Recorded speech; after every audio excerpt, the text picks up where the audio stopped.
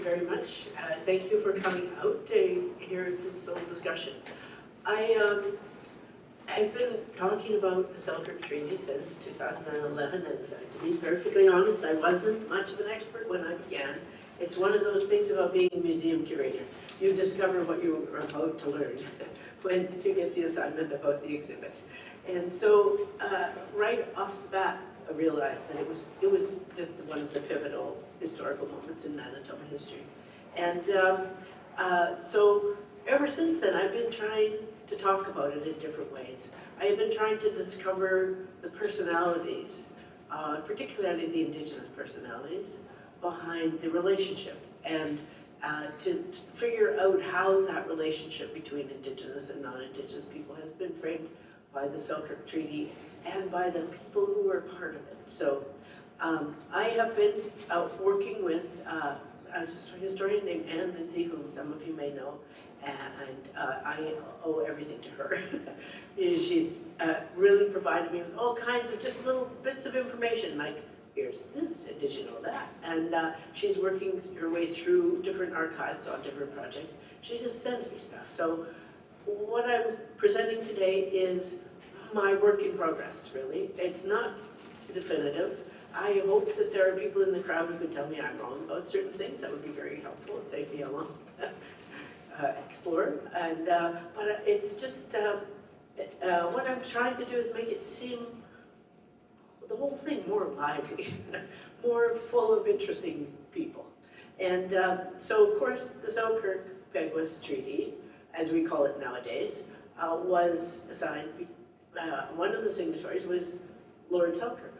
This was the 5th Lord Selkirk. He was a Scottish nobleman. He was the Earl of Selkirk, and he didn't. This particular guy, Thomas Douglas, never thought he would be the Earl of Selkirk. He had 7 older brothers, and they were all sent to Gordonstown, which is the famous Scottish residential school where Prince Charles went, famous for being tough. They all caught TB. And so the 6 previous brothers all died of TB before Lord Selkirk was in his 20s. So Lord Selkirk, who this particular guy, Thomas Douglas, who went to a Scottish university at a time when the Scottish universities were really full of Enlightenment thinking. He thought he'd be an academic. He was full of bright ideas about how the world should be improved. And when he suddenly got all this money and this responsibility landed on him, he wanted to do something for the Scottish farmers who were being evicted from their lands in Scotland. Really terrible situation, and he had this idea that he should locate them in Canada. He was on the board of the Hudson Bay Company, thanks to his wife, and he persuaded the board and that they should give him a big grant of land in Manitoba, and then he sent the settlers, thinking, well, that's good. And just a very brief potted history. They arrived in October. Of course, they didn't have time to build a house or do anything. The adults, some of the kids stayed behind with local Indigenous people, but the adults walked to Pembina. The Métis fed them in Pembina. They walked back again. They tried quite hard to get things going. That next year didn't work out very well. They again went to Pembina for the winter, and then by that time, they landed in the middle of a Donnybrook. There was a fight between the Hudson Bay Company and the Northwest Company, and by that 3rd year, that's the year of the battle at Seven Oaks, and 20 Hudson Bay Company people were killed. The Métis were really, really angry about the trade restrictions the Hudson Bay Company was trying to put on them. And in the middle of all this, the Selkirk Settlers' houses were burnt down again. And half of them went to Norway House, and the other half abandoned Manitoba and went to Ontario. And as the Northwest Company were helping these people leave, they took the head of the settlement. So they were really, really in tough shape. And so the next year, Lord Selkirk thought, well, maybe I just need to go look after things, look after these people. And he came in person. So he arrived in 1817. He made his way past Thunder Bay, the fort there, and it was probably a little unfortunate, but he really sacked the place. And he spent the rest of his life in court over that. But he came to Manitoba really in an attempt to settle things down. As I say, he was an Enlightenment thinker, and he knew about the Royal Proclamation of 1763, which established the idea that Indigenous lands were owned by Indigenous people until a treaty was made with the Crown. So on his way, he picked up a bunch of George III medals, and he came to Manitoba with the idea that a treaty needed to be made, that they couldn't go on with the settlement without a treaty. And so he engaged with Peguis and 4 other chiefs in trying to resolve this issue. So that's where the treaty comes in. The treaty, there are different ways of looking at it, but I would say that modern historians of treaty don't look so much at the words that were written at the time. This was called a sale.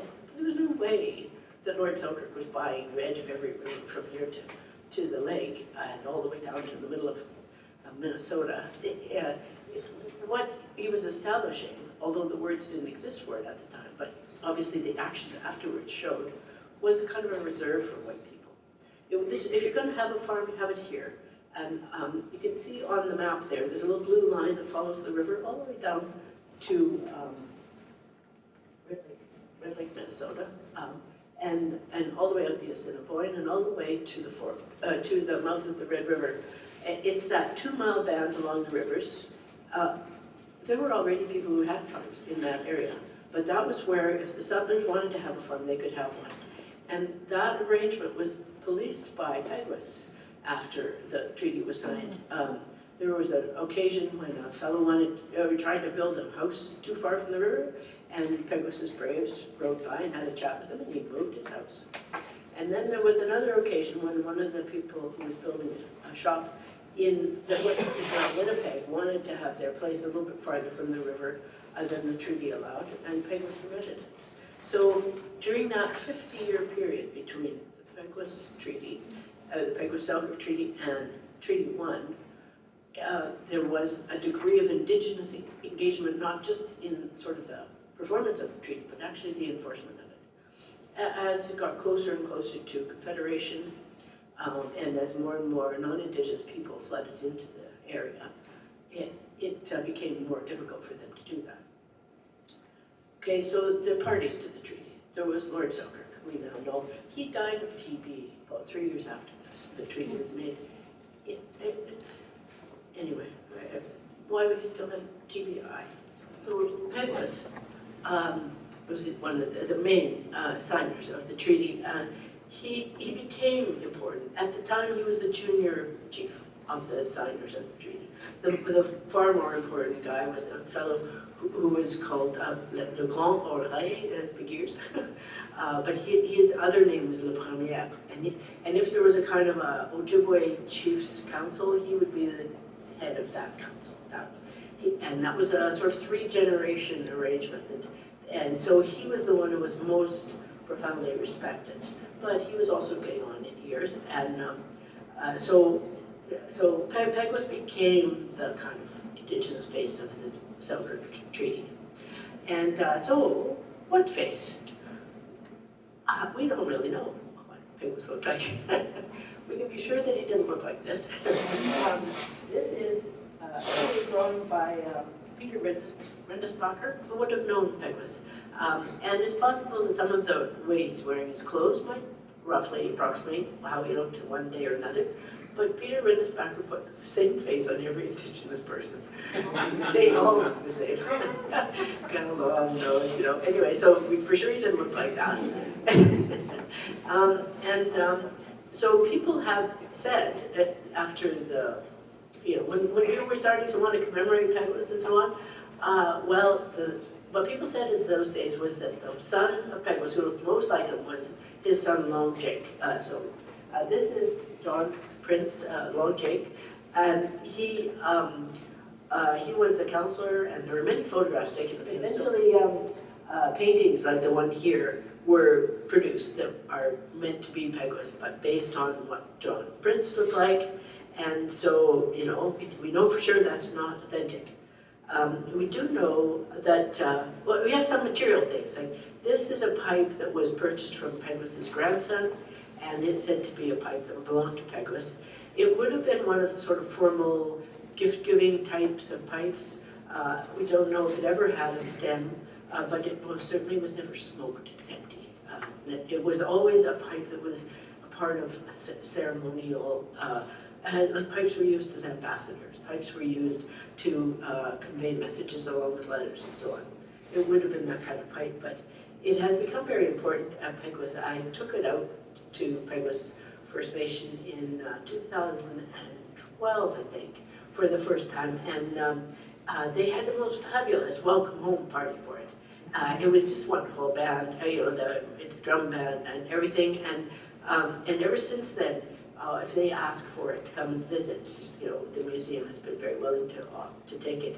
And I know for sure, a couple of times when I was curator, when I was too busy to go and I just had to borrow it, and they brought it back. Nobody cares more than they do about it being safe. And so it's become kind of a symbolic member of the community. And we do know it definitely had a connection to Peguis.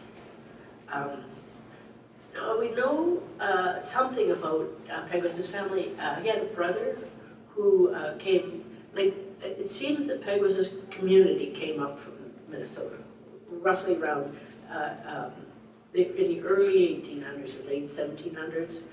His brother, Red Deer, has been fairly easy to track, and we know when he was born, and he was still alive for the Treaty 1.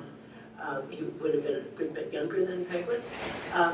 They were both Martin clan, and so this is where you can tell me I'm wrong, but in the States, in the area where redwood deer for sure came from, and red deer may have had a different mom, or what, we don't even know what being a brother really means, but in that area, to be a Martin clan meant that your father was not Indigenous. So, and it was a clan of convenience for people that they didn't really know how to handle, and they were assigned a clan. So it's very possible that is how both Peguis and his brother Red Deer, who was also that same clan, got that that clan affiliation. And it's not a shameful thing. It's just like, what do you do when the clan membership is a patrilineal descent? We know that the people who signed the treaty had, their families were important for a really long time. Peguis, obviously, his son, Henry Prince, signed Treaty 1 50 years later. We have images of some of the other people who signed the Peguis-Selkirk Treaty, which is kind of amazing, really. But Paul Kane visited northwestern Minnesota, and he painted portraits of the two of the people who signed the treaty, Black Man and Black Rose, and those are the two on the side there. And those, both of, so one of them, the Black Robe, he signed off, like they all signed off on a different bit of the river. He signed off on the bit of the river from the Forks to Pine Creek, and it's Black Man was the Red Lake chief. He's the one most likely associated with Peguis, but we couldn't figure out exactly the relationship. His son went on to be the chief at Roseau and signed Treaty 1. Black Coat is the guy in the middle there, and he had signed off on the bit from the Forks to Pine Creek, which is west, and then the third guy. This is one of a fairly famous series of etchings and prints from the States. This is the Cree chief who signed off on everything west of that. His name was Mache Wissa, and his son signed Treaty 1, Pasqua, and his grandson was also at Treaty 1. So these are incredibly important families who signed Treaty 1. They're not just like, they are part of an Indigenous chiefly system. They're a part of Indigenous heritage. They're people who would have had a tremendous amount of presence. And just to tell you how I was sort of trying to come to these ideas. This is the kind of thing that Anne said to me, little snippets from here and there. Working out who's related to whom. And she finds people on, this is from 1849, it's a payment record, and one of the people they mentioned there is the Red Lake Chief. That's another name for the robe, the black man. And this is the list of people who signed and what part of the river they signed off. These little bits of information are the way that I'm trying to pull together this notion of these really important families, these families where leadership is a part of the obligation of sons. And it's not like being a king. A person, like I know this from other research on other families, the eldest son, by and large, is kind of expected to have gifts, but if he doesn't, he doesn't. And people will know. And so for instance, Le Première, that's it. They were really exalted chiefs in a way for about 3 generations, and then the guy who's the eldest son was a bit of a fizzle. So it has to be both a combination of family connections and also the people who help you in your dreams, the kind of spiritual capacity you have. And that word chief is, it translated in many ways, but the one I like is the person who has a lot of gifts to give. And it's that capacity to give, to support others and to help others with the strength that you have that makes people a chief. And they can't just claim it. It has to be real. So this is sort of the evidence of that chiefliness coming through. So as I mentioned, this is this son of Mache Mashad. It is Chief Pasqua. He signed Treaty 4, and he was an incredibly influential guy. He also made the first and only Indigenous record of a treaty. He did a pictogram sort of thing. On the one side, showing the things that had been promised, and on the other side, showing what had been given. And he used the Cree numerical system, so that that is a 1. The number system is around tens. So that's a 1, and then with the T on top is 5, and so 2 T's is 10. And he said, this many plows were promised, we only got these.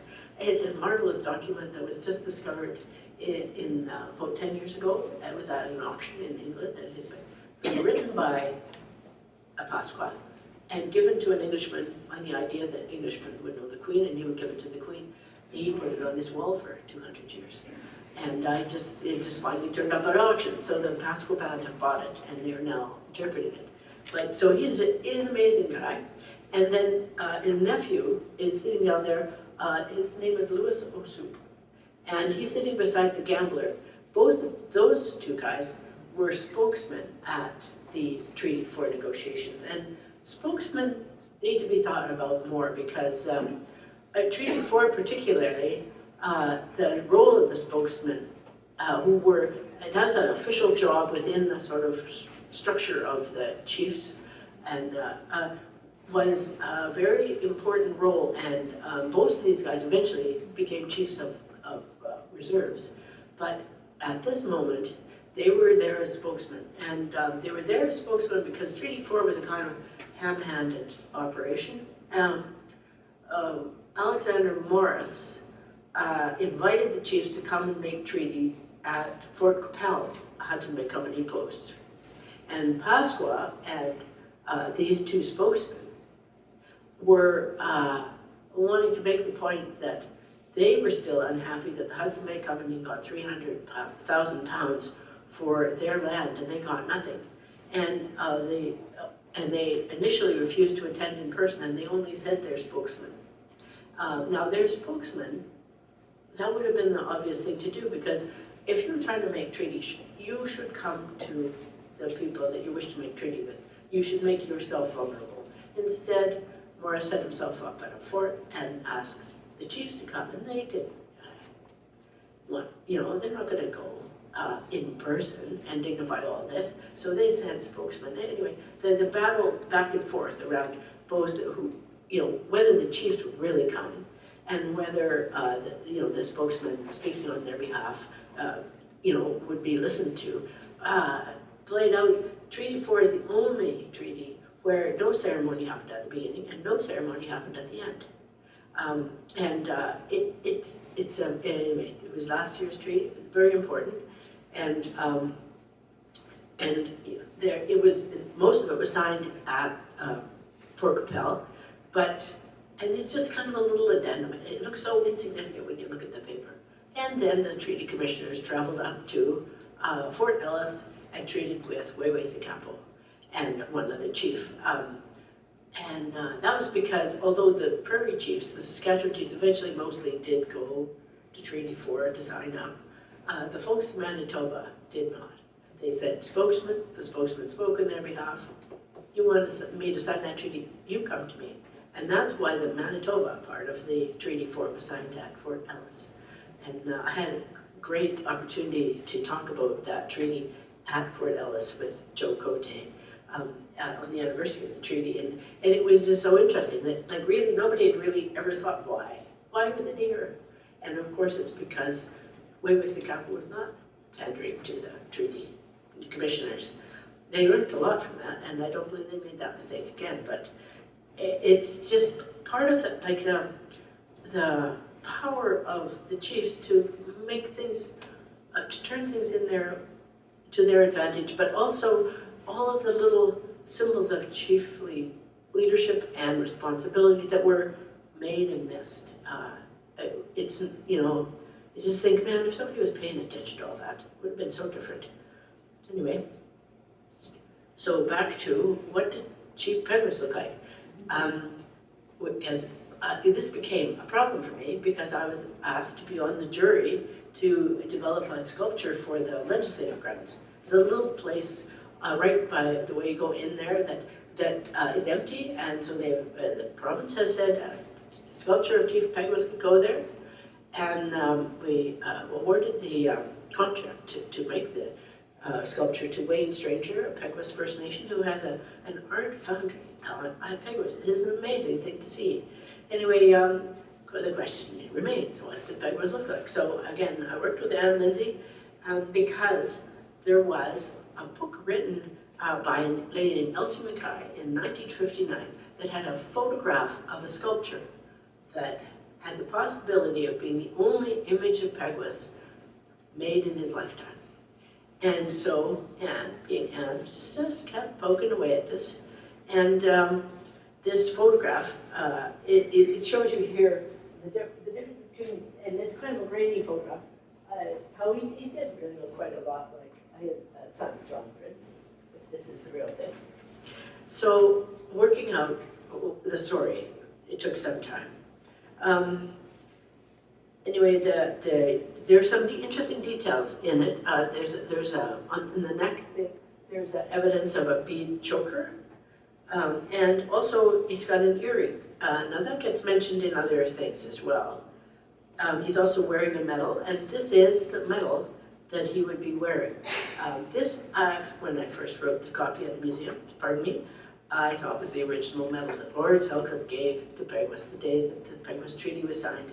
But in fact, Peguis was very involved in peacemaking, treaty making, and very shortly after the Peguis Treaty, after Lord Selkirk had left, some Sioux warriors came to Upper Fort Garry and were very threatening. And Peguis was asked to step in, and in order to get them to go away, he gave away his medal and two others, and kind of made a deal with them, and they left. And then he wrote to Lord Selkirk's estate because Lord Selkirk had passed away. And he said, I need a new one, I had to give that one away. So this is the replacement. It's from Lord Selkirk in a way, but it's not the original one. Anyway, now I know. So there you can see this carving. Now, Anne worked out the person who was credited with making in the book was a guy named Alexander Logan. And so unfortunately, as with many families, this was an early settler family. There were two Alexander Logan, one after the other, one of whom was lived at the same time as Peguis, and one of whom was the son. Now, the older man, Alexander, Sandy Logan, was always called Sandy, and the younger son was usually called Alex. So calling him Alexander helps to identify. We can't be absolutely sure, but we are reasonably sure. And this is the story of this carving, is that it is in fact Peguis, carved by Alexander Logan in the book the 18. No, I'm not exactly sure. So here's the connection. So Robert Logan was the ancestor of Sandy Logan, and he came really quite early. He was in the area in the 1800s, and I'm just thinking, can he possibly have bought Fort Douglas in 1825? I think he did, and his son made a lot of money selling the land in the Fort Douglas area after that, and he was a friend of Logan was a friend of a fellow named Dr. David Young, who was a doctor, practiced at Selkirk, and he was really interested in carving. He collected carvings from other people. The reason we think that it might be Alexander Logan is that his father was a carver.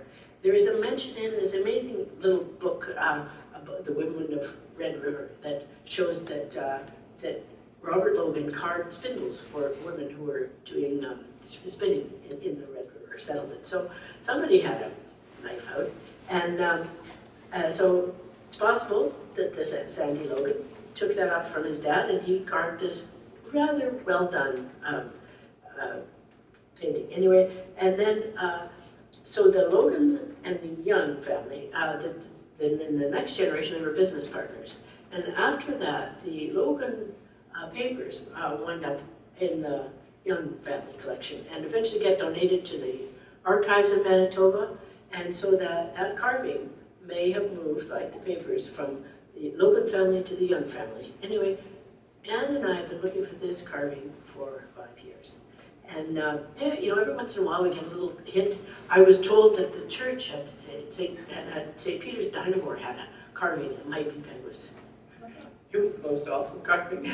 It was hideous. Anyway, it was not the right one. But I had a kind of a fun afternoon with the lady who's the treasurer of the Dynavore church. Anyway, Anne just kept poking away, and finally followed down to the family member in the family of this Young family line. And she said, well, you should ask them if they have that. So I got in touch with the guy, and I went over to visit him. He lives 4 blocks from me. The carving was on the wall. He said his mom told him it was something famous, but they didn't really believe her. And there it was. They looked after it. It was a very history-minded family. But there it was. Obviously the same carving. So it's now at the Manitoba Museum, and Wayne Stranger visited it to have a really good look at the face. So it may have turned out at just exactly the right moment to help our sculpture look as it ought to. And I think that the proposal is to donate it, but I'm not there, so I don't really know. But anyway, it's so we might have a little bit better handle on what Peguis looked like. The guy who had it very quickly was mayor of Winnipeg for a while, and so these people who had it, they were happening and making money hand over fist. But it was it's just interesting how, if you think about it, that in order to carve that, Sandy and Logan had to know Peguis personally, and so that the interaction between Indigenous people and non-Indigenous people in this more fluid time before Confederation, we kind of forget how dynamic that would have been. And so here's some close-ups of that carving. You can see the earring, and the feather's interesting, the angle of the feather. We were pretty glad to see a leather vest with fringes, because we'd already decided that's how the sculpture should look, based on some other documentary evidence. And this is an explanation that Henry Prince gave about how his father got the medal. It just says that he was given it because he was the chief of the area. And And this is the letter that confirms how the medal got from Peguis family to the museum. It was purchased by Colin Inkster, who was a kind of history-minded Métis guy, and donated in the Inkster collection to the Manitoba Museum many years later. But here it's signed by W.H. Fitz. And you got $25 for it. So, and what other kind of clues are there about what kind of person Peguis was? So I mentioned that he had to give away that medal that he first was given to try and resolve a dispute with the Sioux. He was, fairly leaned upon for this kind of thing. People trusted that he was a man of peace rather than a man of war. And this is another of these little fragments that I have. It's a mention by a missionary. He's at where St. John's Cathedral is now, looking out at the river, and he sees a whole bunch of Ojibwe canoes go by, and they're on the warpath to go down and tackle the Sioux. But he sees among them Chief Peguis, and he says, well, I won't be too surprised if they turn around and come back, because Peguis has much more of a reputation as a man of peace than as a man of war. And in fact, he did see that happen. So this is where they would have been. Also, the missionaries, you always have to read the sort of documentary evidence kind of against the grain of how it's spoken, but it's there's clues in there as to the relationship with Indigenous people. So this is that church where John West would have been sitting, and a map showing the place. There's a terrible book. It's called From Africa and America. I do not recommend reading it. It's so offensive. It's full of savages and all that. But anyway, there's this funny little engraving, and it purports to show a missionary proselytizing to Peguis. So he's waving his arm, and his wife is looking on concerned. But the thing that's interesting is that Peguis is really paying attention to their kid. And Peguis was very famous for his interest in and attitude toward children. He considered children to be vehicles for learning for the community. And there's lots of times where the mention is made that, people are trying to talk to Peguis. Meanwhile, Peguis has all the kids on his lap, and he is, he's interested in them. And it's just helps to kind of highlight a difference in Anishinaabe attitudes toward children and European attitudes, which were coming at this time. The European attitude at this time, the wife and the children were still possessions of the father, whereas Peguis would not have gotten that at all. This is a quote from a discussion that took place around Treaty 3, but I couldn't find the similar one about Peguis. But he talks about children as kind of like part of the coming to understand other people process. He says, I will ask you to lend me one of your daughters and one of your sons to live with us, and in return I will lend you one of my daughters and one of my sons, for you to teach what is good, and after they have learned, to teach us. Now they mostly wanted the language. They weren't too keen on the religion, but the idea of a child going to another community, to another family, being raised, but also learning from that family, and then bringing that knowledge back. That's a different way of looking at children, that they are just, vessels, empty vessels to be filled up with knowledge. They had the capacity to learn, and the capacity to speak on behalf of their experience to adults. And I think that's really interesting, because Peguis was thinking that way when he was thinking about the schools that were being established at Red River. So, as I was saying, this relationship that was going on that we can see happening in the missionary journals didn't really re-engage until 1967, the Canada Centennial. And as part of Canada's Centennial, the 10th Lord Selkirk came to Peguis to kind of renew the relationship. So the George Douglas Hamilton, who was the 10th Lord, he was a war pilot.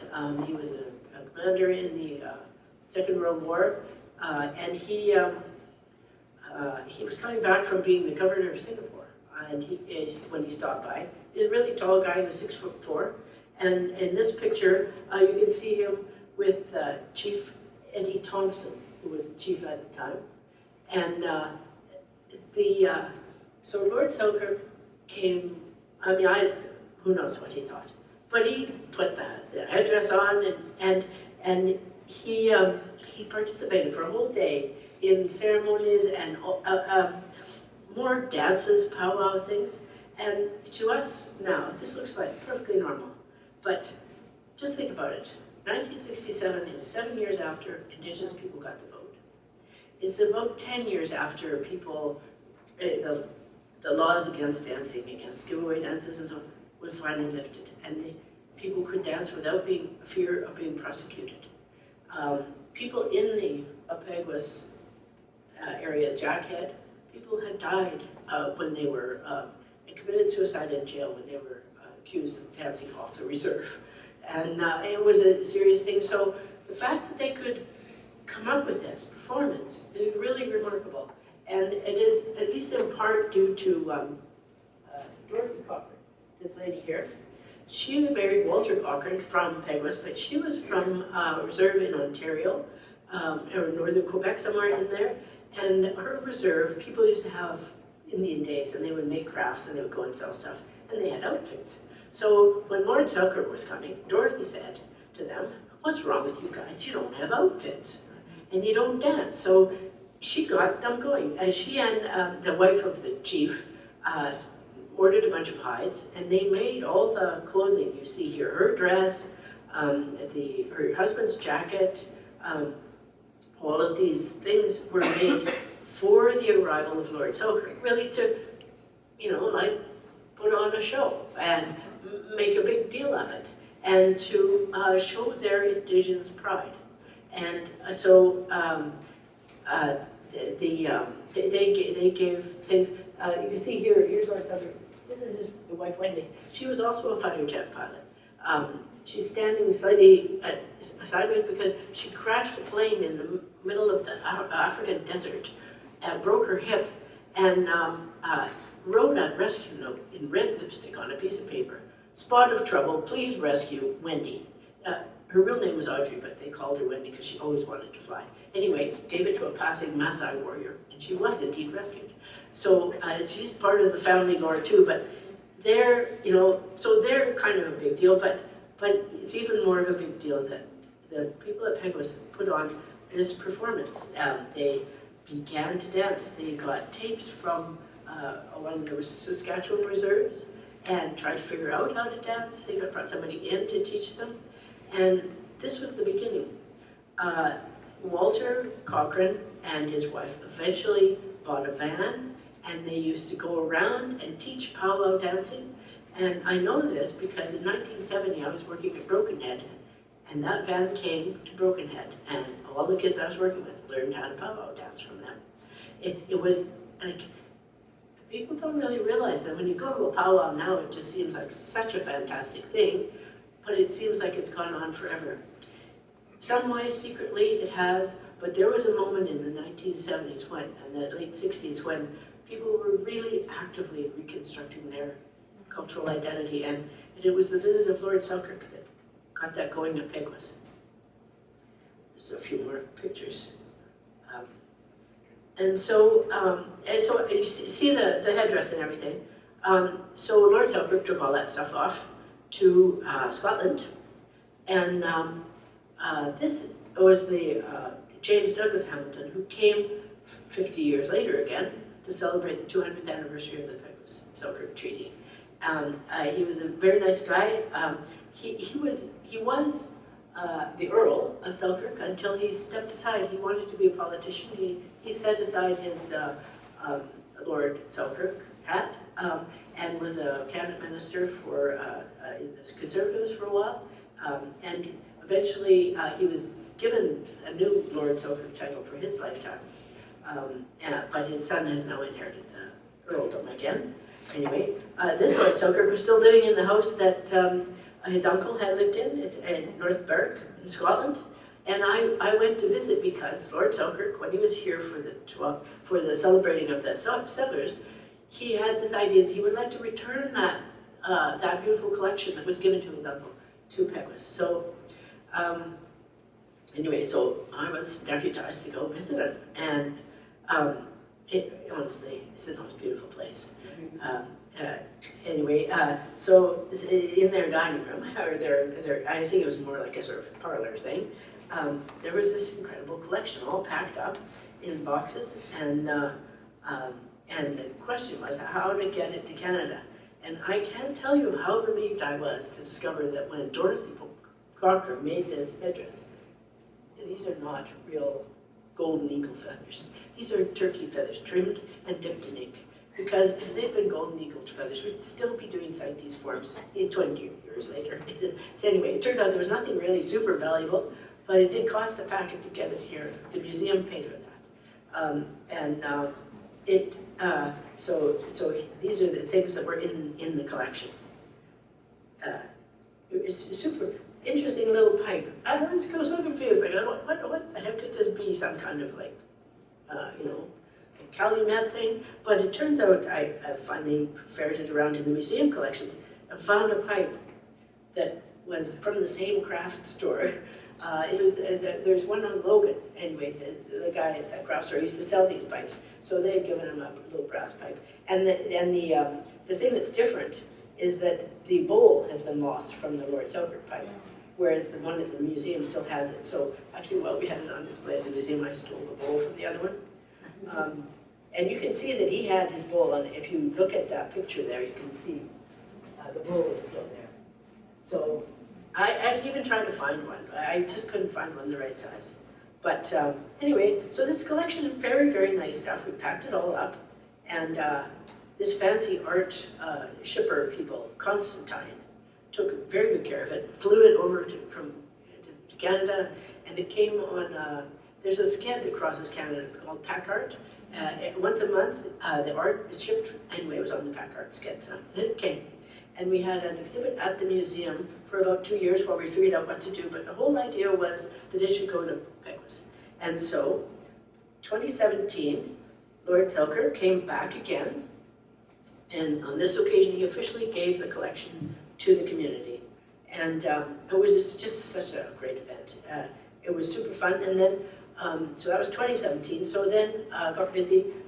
The Peguis school wanted the collection to be part of their school. So I helped them build a case. You see that case there, and we got the collection put inside of it. It's a professional case, really beautiful. We finished it in 2019, and this was the principal of the day. We're just having a look at it. And then after we took this picture, we wrapped it up in a red blanket, put tape around the top, 2019.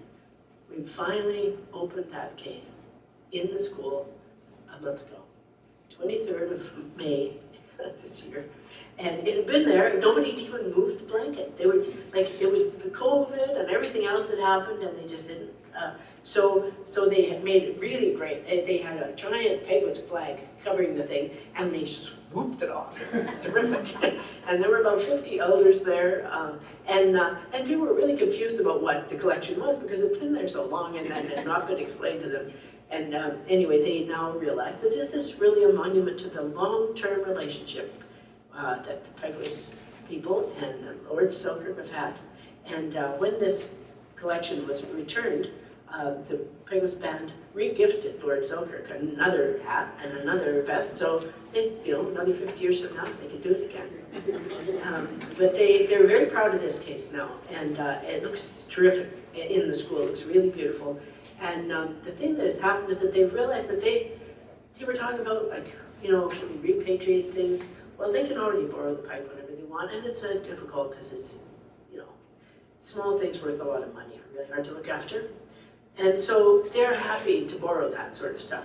But they realized that Dorothy Cochrane and Eddie Thompson, those families have suitcases with the stuff that is really meaningful to those people, and they now want to build 2 more cases that really celebrate their own community, but with objects that are actually still in the community. So, so I'm going to start working on that with them next. But so again, this is when I went, I gave a little talk about the Selkirk Treaty. But the talk I'm giving to you, I gave to the students, and I told them about how great Peguis was and why he was so revered, and that it was because of his personality and his actual interest in children and education, and that at the school, that was a huge mandate that they should remember he gave them that. And so anyway, it was really fun to talk to them, and they had lots of questions, and I just thank the people who made the treaty in the first place, all those chiefs in North Selkirk, for creating an environment in which one can continue to talk about Indigenous histories as happening. And so I'd like to stop there, and anybody with questions, please go ahead.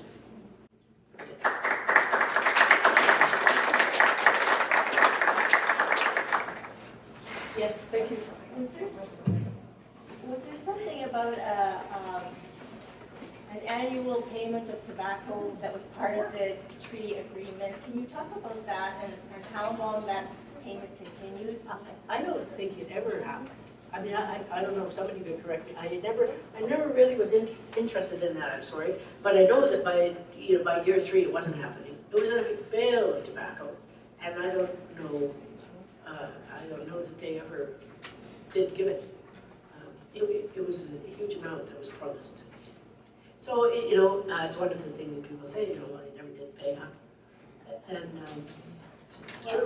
I understood that it was it represented an expectation that the settlers would pay for the use of the land, and it was to be paid through this tobacco. But you say it didn't ever happen? I mean, maybe people know better than I do. If it was paid once, I'd be surprised. I don't think so. I think it was like these kind of grand gesture, but not. And as I say, Lord Selkirk went home, was ill, and died very shortly after. So how his estate viewed that promise, I don't really know. But they obviously didn't take it too seriously. Yes. Dr. Matthews, can you talk a bit about where the current Peguis First Nation is? That wasn't there. When were they moved, and how did that go about? That was the illegal surrender. Right. 1907. And it was a shameful thing. The Indian agents, there was some talk that the train might go through Selkirk, the railway, rather than Winnipeg. And so the Peguis Reserve was immediately north of Selkirk, and land speculators thought, oh, hey, why are we not going to let those Indians get, that financial benefit if we could have it. And so the Indian agents, I think I'm not wrong in saying, they connived with leadership at Peguis, bribed people, and they managed to get a kind of a vote out of the people that they would be happy to move. They were never happy to move, and that illegal surrender eventually was eventually they were, I think was it 2018 when they finally settled for several million, $100 million. It was really wrong, and they moved them from a really, really good farmland up to the bog they're in now. And so at the museum I got to do a Treaty 1 exhibit, and the headline for it is First Treaty to be Made, First Treaty to be Broken, and it's that illegal surrender that I'm talking about. And the story is about a family who had land at Netley Creek, the Grey Eyes family, the brother of Peguis actually, his family, and they had that land since 1807. There was already, they were so growing potatoes already there before even the Battle of Seven Oaks. They owned the land. It was caught up in treaty, and then when the band was moved, people told them, well, you don't have your land anymore. They said, no, we still own that. And eventually, the son of that family, Alexander Grey Eyes, in the 1930s became chief of Peguis, and he asked to hire a lawyer to get the illegal surrender resolved. He wanted to hire a guy from Saskatchewan, named Richard Mulcaster, because Richard Mulcaster had managed to do this for a band, Mr. Wass's band in Saskatchewan. So he tried to hire Richard Mulcaster, and Indian Affairs said, no, Indians are children under the law, you can't hire your own lawyer. No, no, no. And so they organized a protest, and 45 of them moved to Netley Creek. And at Netley Creek, they established a camp. It looked like a picnic when you look at the pictures. Picnic tables and children and old people in it.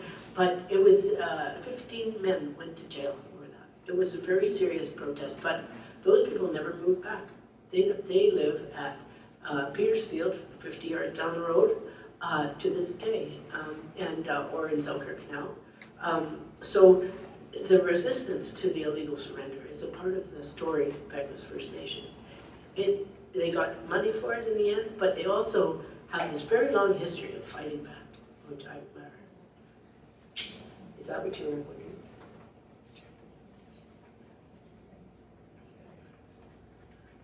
I have a question about that map. Have you ever heard of anything where if the clan totem is upside down, then it's I dissent? Yes, they just accept part of it, but not all of it. That's what I was told, yeah. Yeah, so Peguis is upside down. Another question just regarding treaty making in Manitoba. Are you aware of any treaty making in Manitoba that was done at gunpoint, like what is in Ontario? No, Okay. I'm not. There would be guns around. They were hunters. And actually, there's a moment when the guns really are important. The Treaty 1 was not a success. It was the two guys who negotiated it. They didn't talk to each other. They made promises they didn't write down. They made promises they didn't tell each other. Treaty 1 wasn't really finally resolved until the Outside Promises document in 1876, so 6 years later, or 5 years later. And at the time that the Outside Promises was presented at Long Plain to Chief Yellow Quill, a lot of the treaty making, in spite of the role that Canada played, was shaped by Indigenous treaty making expectations. And so this idea of the spokesman coming first and setting the stage and then the chiefs coming, that's an Indigenous protocol. And we see that with Wewesi-Kapo. But one of the other ones is that at the end of a really successful encounter, good treaty, people exchange clothing. And so there's quite a famous American painting of a guy just coming back from making peace with the Sioux after 200 years of war, and he's completely kitted out in Sioux clothing. And the explanation is that he exchanged clothing and became like a brother. They ceased being enemies and became like brothers. So the only time that happens in number treaty making in Canada, as I know it, but certainly in the number treaties, is at the end of the Outside Promises, when Yellow Quill gives Alexander Morris the shirt that he's wearing. And that shirt is at the Royal Ontario Museum. But that was the moment. And then Morris wrote about it. He was very elated because he got that thing in spite of Canada and that Outside Promises document. And as he was leaving, people fired their guns in the air. And that was the celebration of it. But that's the one where the guns actually come to it. May I ask, are you aware of the promise that the Yellow Quill Trail would be made open and available for Indians to travel on? So where there was a farm, there must be a gate. And so we're going to set on a pursuit to rediscover the Yellow Quill Trail that way, to see where the gates are and where they're missing. Yeah, well, I think that's a great idea. It would be one of many promises that, and I was saying, there were lots of moments when if people had been paying attention, they would have realized how insignificant certain things were. I think that's exactly one of them. And, a lot of time has gone by. We just don't want to get shot like what happened in Saskatchewan. Oh, yes, that's very true, yeah. So Be it careful. has to have a lot of media and disclosure and communication, so people understand the significance of it. Yeah. Cool. Your question, yeah? A little question going back way to the beginning when you were talking about the making of the treaty. You mentioned, you spoke a couple times of different people signing off on different sections of the Okay, river. probably an unfortunate term, because I don't think people talk about signing anymore at all, making a No. treaty, but sorry about that. I had a list here somewhere. It's quite close to the front. Oh, there we go. Here, this is from a letter, and it talks about. So here's Peguis, from the forks to the mouth of the Red River. This one is Black Road, from Pine Creek to Fort Ellis. Oh no, this is Black Road. Sorry, this is Black Map. And Black Robe, and so anyway, I can send you this. So each one. of these, yeah, that'd be nice. Yeah, yeah. So each of these folks had authority over these particular Yes, sections? yes, according to this note, yeah. Uh, And, you know, because later on, as, you know, people start talking about it, there's the guy here who has from the Pembina to south, later on, people start talking about the Pembina Band. Well, that's the son of the man who signed the Selkirk Treaty on behalf of that area. And his son eventually becomes the chief who signs treaty on behalf of the Pembina Band. And then the Portage Band is Yellow Quill and Company. And that is, he is connected to that other chief. I haven't worked out whether he's actually related to him. I think not, because there was a hereditary chief that Yellow Quill replaced because he was too young, and then it switched back, a guy named Short Fair. So possibly not, but the connection in terms of areas is fairly similar when it comes to Treaty 1. The same sort of areas are being the ones that are being spoken on behalf of. And the Plains Cree, obviously, yes. What? The Plains Cree were here, this guy. Yeah, his father was the one who signed Selkirk Treaty. And he's the one who signed on behalf of Treaty 4, the Plains Cree. Yep. This is my last question. I'm from Swan Lake, and in our land office, we have this poster. I'm wondering if you know that one. He was said to be one of the signatories for either the amendment or that, and his name is Kitchinika, and this used to hang in the Manitoba Museum. Yes, yeah. Do you know anything about You know, that? I don't remember exactly. Okay, that's One what of many things I forgot. Okay. But it's worth looking up because, you know, it's very interesting. Yeah. Thank you. Is it Kitchen? Kitchinika, Great Goose.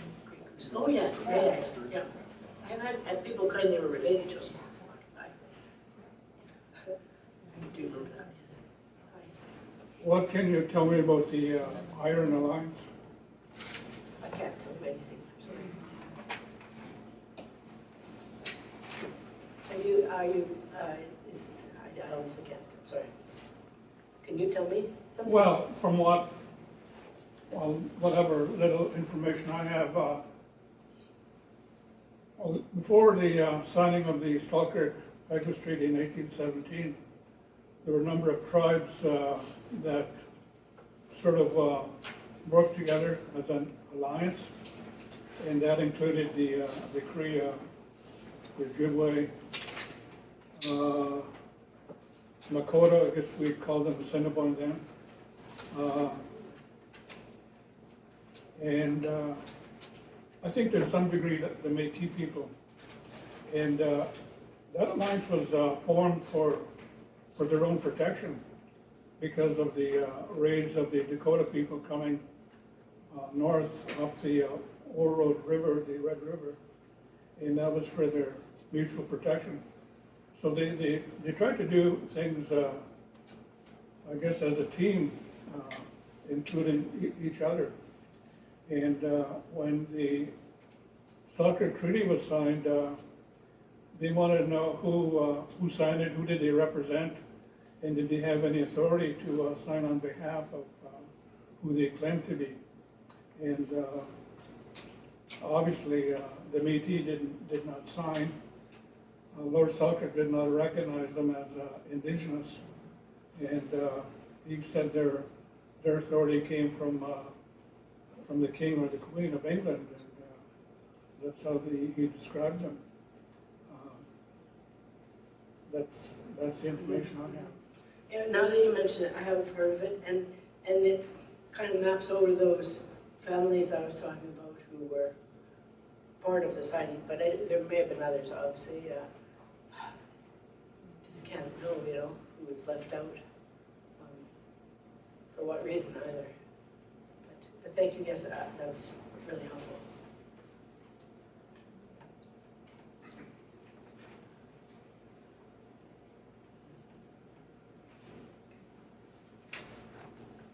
Anybody else? Okay. Thank you very much. How big is that card? Okay, Oh, 5 inches. thank you. Tiny, tiny, but beautiful. Very beautifully carved, actually. That's one of the things that's so remarkable. I have one more question. I want to get your opinion. When Treaty 1 was signed, did that really extinguish the 1817 treaty? Good question. Yeah, it probably superseded it in a sense, but it wasn't, like the 1817 treaty wasn't really addressing the same question.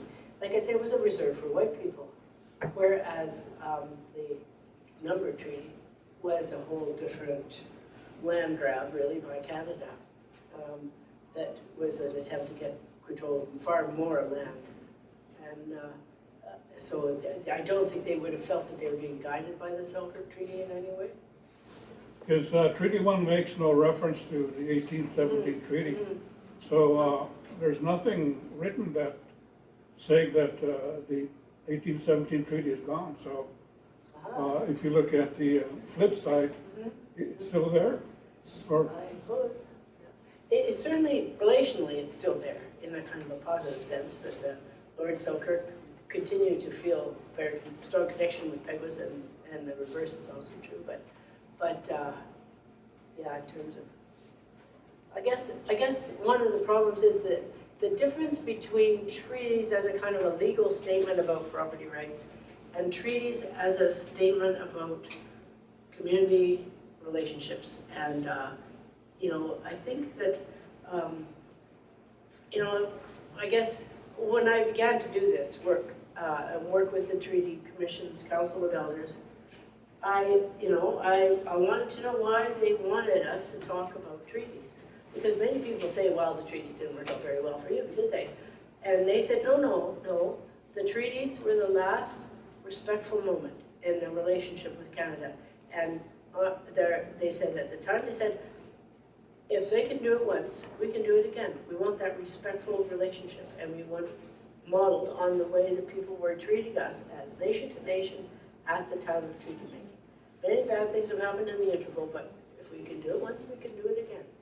And so that's like, it's that relational side of it, I feel, is the side that's really important to talk to, because indeed we do have an ongoing relationship with Indigenous people.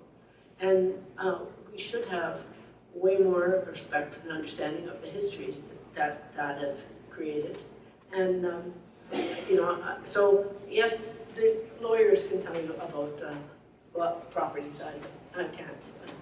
I'm really interested in how Indigenous people are reclaiming the narrative, reclaiming the story, and are much more able now. I mean, I'm an exception. I'm one of 2 people on the Speakers Bureau who is not Indigenous. I don't know. But, I'd step aside for anybody else if an Indigenous person would tell these stories. I think that's what's important, that they should, Indigenous people have their own stories and their own way of telling it, and their own stories, the impact stories as well. So I guess I'm doing my best. I recognize that I'm probably the wrong person to be talking.